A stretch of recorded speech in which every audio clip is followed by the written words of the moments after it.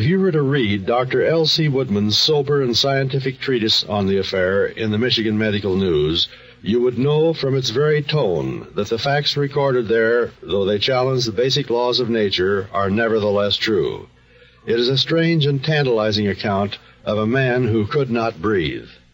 As a practicing physician in the town of Pawhawk, Michigan, Dr. Woodman had come to know most of his fellow citizens.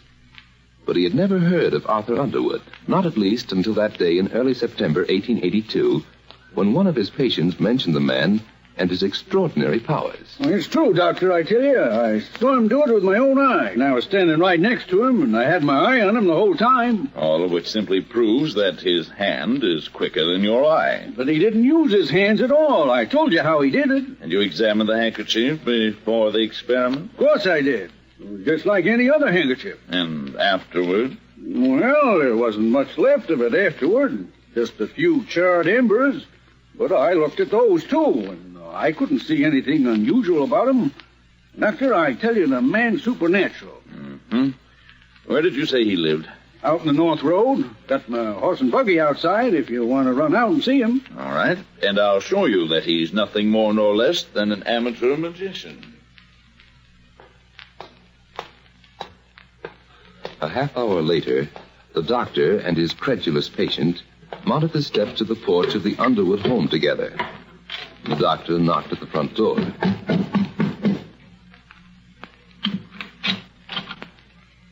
Good afternoon, gentlemen. Hello, Mrs. Underwood.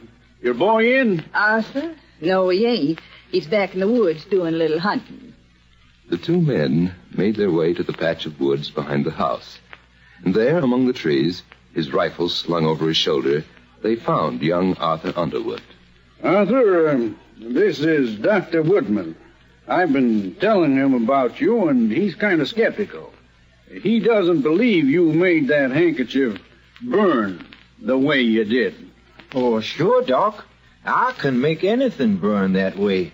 I always have been able to, ever since I was a kid. I'm afraid I'll have to see for myself, Arthur. Now, suppose you start a fire with that pile of dry leaves there. Yes, sir, Doc. Yes, sir. You see, I just bend down like this and blow.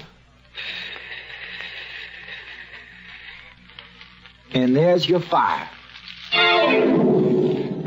Before the doctor's astonished eyes, the pile of dry leaves burst into flame, ignited by nothing more than Arthur Underwood's breath. In a similar fashion, he lit paper and pieces of cloth. He rinsed out his mouth at the doctor's request. He submitted to the most rigorous physical examination. But nothing could alter the fact that it was his breath, and his breath alone, that started the fire. And it stands to this day as one of the major mysteries of science. Incredible, but true.